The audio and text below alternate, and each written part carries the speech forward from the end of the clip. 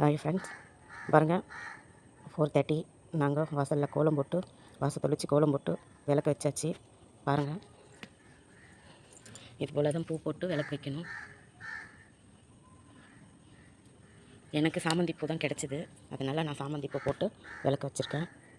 இது போல் இந்த மாதம் ஃபுல்லாக செய்யணும். எங்கள் ஹஸ்பண்ட் விநாயகருக்கு பூஜைலாம் முடிச்சாச்சுங்க இன்றைக்கி.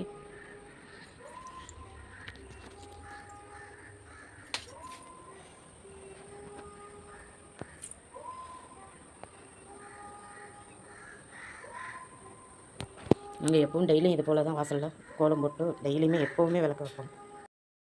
அத்தை, மாப்பிள்ளை சம்பார் ரவை உப்புமா பண்ணியிருக்கேன். எப்படி இருக்குன்னு பார்த்து டேஸ்ட் பண்ணிவிட்டு சொல்லுங்கள் அத்தை. இது ரொம்ப உடம்புக்கு நல்லது, அதனால் இதை செஞ்சேன். எப்படி இருக்குன்னு பாருங்கள்.